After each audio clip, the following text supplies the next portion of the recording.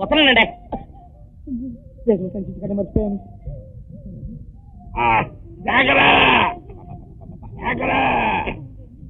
మీకు కదండి, నాకు ఎక్కువైపోతుంది. ఎక్కడికి వచ్చావురా?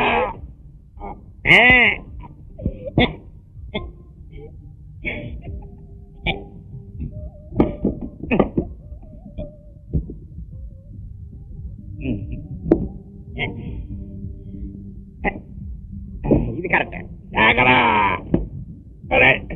ఎక్కడ తెచ్చావురా గోగరా? ఎంత మెత్తగా ఉందరా, ఎంత ఫ్రెష్ గా ఉందరా. అందండి. బాత్రూంలో బ్రష్ పెట్టాను, నువ్వేమని చూస్తావా? ఏనండి, నువ్వు వెళ్ళాకే మాయమైంది. ఇదండి. ఇదే లెట్రిన్ కడిగి అక్కడ పెట్టాను, ఇంకో లెట్రిన్ కడగాలి. లెటర్ కడిగే బ్రష్ తీసుకొచ్చి నా వీపు పోగుతున్నావా? మీకు ఇదే కరెక్ట్ అండి.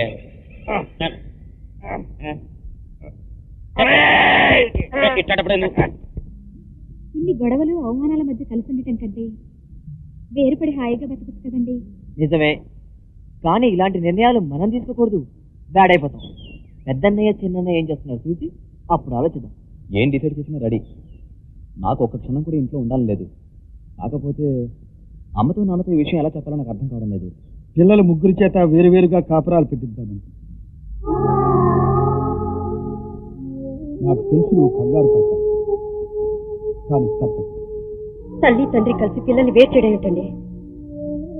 పక్షులు రెక్కలొచ్చే వరకు తమ బిడ్డల్ని పెంచుతాయి, ఆ తర్వాత కూడా వాటిని తమ గూట్లోనే దాచుకుంటున్నాను. చేప పిల్లల్ని పెట్టి దగ్గరుండి ఈత నేర్పుతోంది.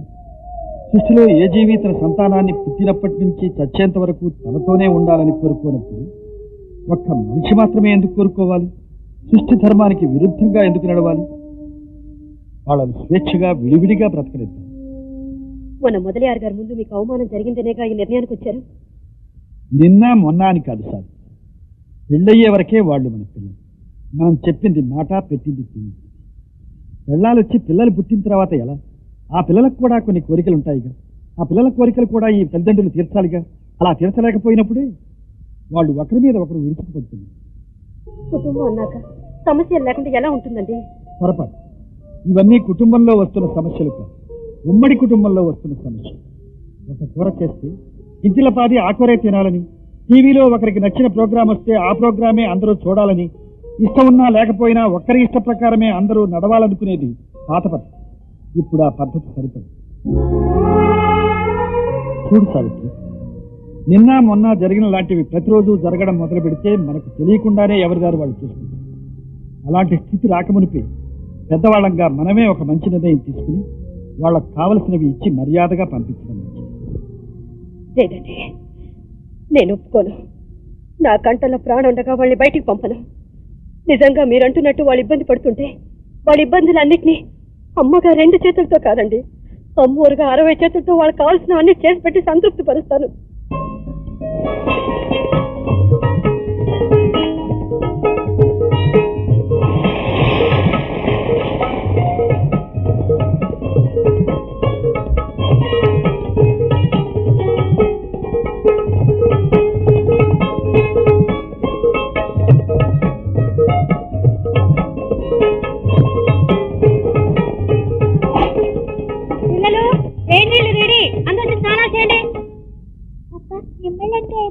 అయిపోయిందమ్మా.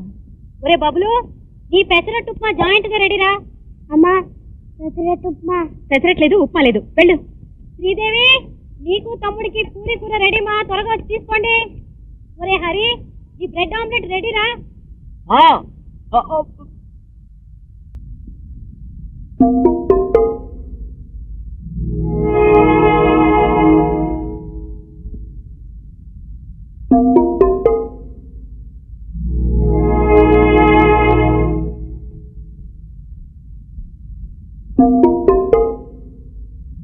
Sridevi, tiffin ready.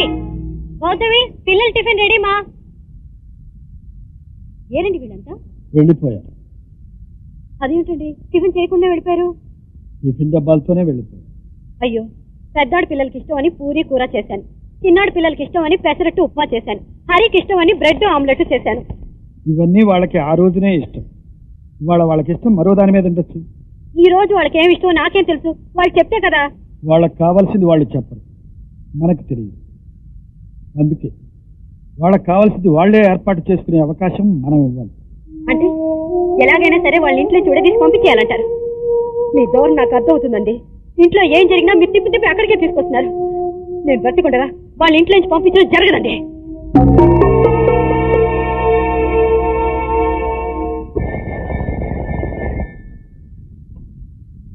Hello hello, అయ్యా, నమస్కారం అండి.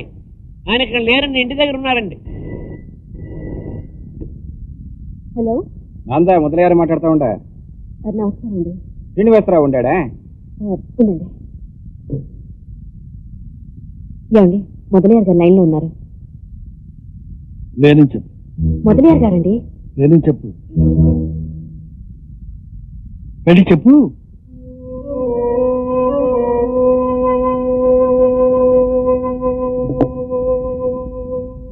హలో, ఆయన లేరండి. లేరా? నిజమా? ఏమిటండి, మొదలయ్యారు గారు ఫోన్ చేస్తే ఇంట్లో ఉండి లేరనిపిస్తున్నారు?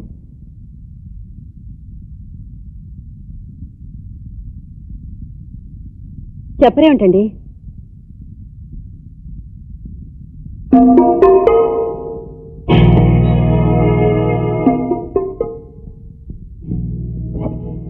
మొదలైన గారు లేని చెప్పు. ఏమండి, ఆయన ఇంటికి వస్తే ఇంట్లో మీరుండగా ఇందాక వేరే చెప్పు, ఇప్పుడు ఉన్నారని చెప్తే నువ్వు అబద్ధం చెప్పలేదు కదా. శ్రీనివాసరావే, శ్రీనివాసరావే. నమస్కారం అండి. ఏమ్మా శ్రీనివాసరావు ఎంగే లేరండి. నిజమా? అవునండి. ఏమమ్మా ఇది నిండా అన్యాయంగా ఉండదే. శ్రీనివాసరావు కోసం హోటల్లో 7 దినాలుగా కుక్క మాదిరి కాపులా ఉండానే. గంటకి టపా టపా టపా టపా ఫోను కొడతా ఉన్నా ఒక్క ఫోను కూడా నిండా జవాబు ఎవరంటాడే. చూడమ్మా, ఈ దినందా నేను కోయంబత్తూరు పోవాలా. శ్రీనివాసరావు ఏడున్నా సరే భిన్నా వచ్చి కలవమని చెప్పు, లేదా ఫోన్లో మాట్లాడమని చెప్పు. ఇల్లైనా మంచిగా ఉండదు. ఇంటివే వస్తున్నా.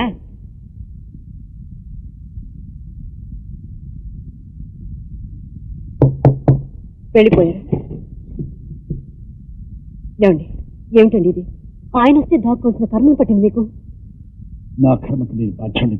అసలు ఏం జరిగిందండి? సావిత్రి, ఇది నా వ్యాపారానికి సంబంధించిన విషయం. వ్యాపారంలో 190 ఉంటాయి. ప్రతిదాన్ని నువ్వు గుచ్చి అడిగితే నీకు సమాధానం చెప్పాల్సిన అవసరం నాకు లేదు. ఏమప్ప శ్రీనివాసరావే?